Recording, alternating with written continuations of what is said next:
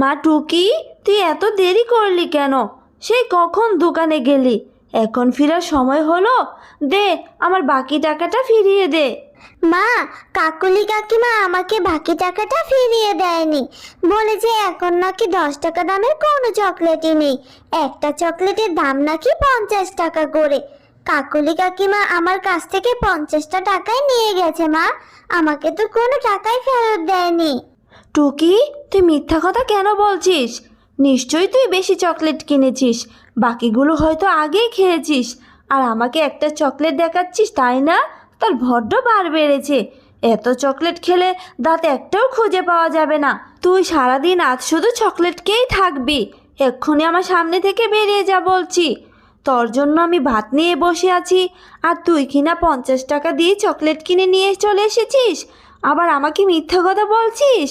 এরপর টুকি তার মায়ের কথায় মন খারাপ করে বনের মধ্যে মন খারাপ করে বসে থাকে। মা আমার কোনো কথাই বিশ্বাস করলো না। আমি তো মাকে কোনো মিথ্যা কথাই বলিনি। আমাকে মা কত বকা দিল। আর কোনোদিনও আমি চকলেট কেনার কথা মাকে বলবো না। আমি আর কোনোদিন চকলেটই খাবো না। এই মেয়ে, কি হয়েছে রে তোর? তুই এইখানে মন খারাপ করে আছিস কেন? কি মিষ্টি মাখা মুখখানা, দেখেই তো মায়া লাগছে। কি হয়েছে রে তোর, আমাকে বল। পেতনি, আমার না চকলেট খেতে অনেক ভালো লাগে।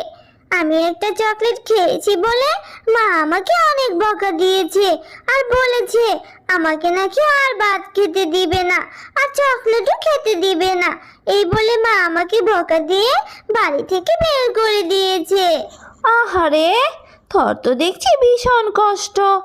আচ্ছা, তুই কোনো চিন্তাই করিস না, আমি তোকে একটা জাদুর চকলেট দিচ্ছি। এই চকলেটটা নিয়ে তুই বাড়ির উঠোনে রোপণ করে দিবি, তারপর দেখবি অনেক বড় একটা চকলেটের গাছ হবে। মা, ও মা, তুমি কি এখনো আমার উপর রাগ করে আছো? এখন থেকে আমি আর চকলেট খাওয়ার বায়না ধরবো না মা। পাগলি মেয়ে আমার, আমি কি তোর উপর রাগ করে থাকতে পারি? তুই তো সে রাগ করে চলে গেলি, তারপর আমি তোকে খুঁজতে বেরিয়েছি। কোথাও খুঁজে না পেয়ে আমার যে ভীষণ মন খারাপ হচ্ছিল রে মা। তুই কোথায় গিয়েছিলি রে মা? আমি যে তোকে কোথাও খুঁজে পাচ্ছি না। মা দেখো, একটা ডাইনি আমাকে এই চকলেটটা দিয়েছে, আর বলেছে এই চকলেটটা রোপণ করলে নাকি অনেক বড় একটা চকলেটের গাছ হবে। মারে, তুই এসব কি বলছিস? ডাইনি তোকে না খেয়ে তোকে চকলেট দিয়েছে, আর সেই চকলেট থেকে নাকি আবার চকলেটের গাছও হবে? তোর মাথাটা কি নষ্ট হয়েছে নাকি রে মা? তুই এসব কি বলছিস? এরপর টুকি চকলেটটি বাড়ির উঠোনে রোপণ করে দেয়। বেশ কিছুদিন পর টুকির লাগানো সেই চকলেট থেকে বড় একটা চকলেটের গাছ হয়। মা, ও মা, এইদিকে আসো না তাড়াতাড়ি। দেখো না মা, কি সুন্দর একটা চকলেটের গাছ হয়েছে, আর কত চকলেটও ধরেছে। আমার যে ভীষণ খুশি লাগছে মা। সবগুলো চকলেট এখন আমি খাবো। আরে আরে, এত বড় চকলেটের গাছ, আবার গাছে কত চকলেটও ধরে আছে।